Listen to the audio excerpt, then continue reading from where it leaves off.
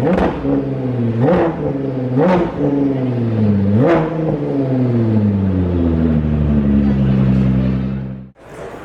is the Ford GT Mark II. It's the track-only version of the Ford GT.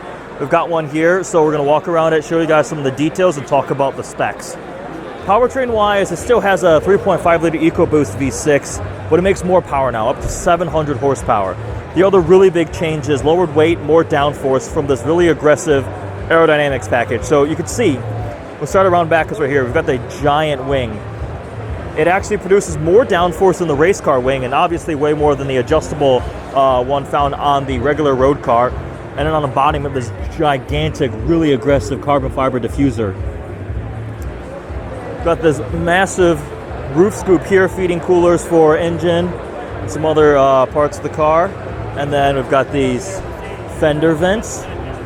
Got little canard dive planes on the side and a really big front splitter. Aerodynamically, it makes, I think, 400% more downforce than the road car, which is a lot. That wing in the back makes more downforce than the race car. It is quite extreme. The car is also 200 pounds lighter than the race car. Primarily, I mean, they stripped out the interior, but the suspension is different. It doesn't have the adjustable kind of suspension found on the road car. It's gone to a fixed setup with adjustable dampers. That is lighter. It's got different tires and wheels. It's still got the regular road car brakes though, which I'm sure are plenty strong. On the inside, it's been even more stripped out. The Road GT is already pretty simplistic, but this is even more intense. You've got racing seat here. The passenger seat is optional. Different steering wheel, very race car looking, and then like the display has just gone to a tiny little display screen there. Way more hardcore. This is a track-focused race car. You can see Multimatic. Multimatic helped develop and they build the GTs, but this is sold by Multimatic. There's going to be 45 of these cars at a price of $1.25 million a piece. And they're actually being sold by Multimatic, not by Ford. It's not that allocation process like the regular GTs were. They're going to be built up in Canada and finished at a special facility. It's truly a track monster. It can pull two G's of lateral grip. That's absolutely crazy. The thing is though, it's not road legal. It's a pure race car. You're going to be driving on the track, but it's not like built for any specific events. I don't know if it's qualified for things like that.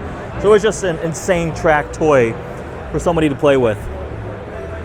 The regular Ford GT is impressive. This Mark II, even crazier at $1.2 million a piece.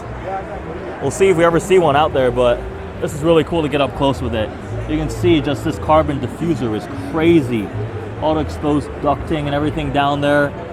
Exhaust tips, this gigantic fixed rear wing. It's huge. I mean, like I said earlier, it produces more downforce than the race car does, and that giant scoop feeding air to the engine. Michelin race tires. Yeah. When your race car has an optional passenger seat, you know it's dedicated.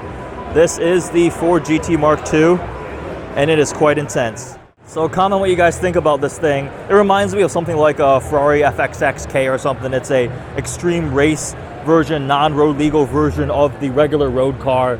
It's not necessarily for any specific race series, but it's just unrestricted, unregulated, just going for max performance to get something really, really cool. Would you rather have the road car GT? Do you want this? Or would you, buy two of the regular older GTs or anything else?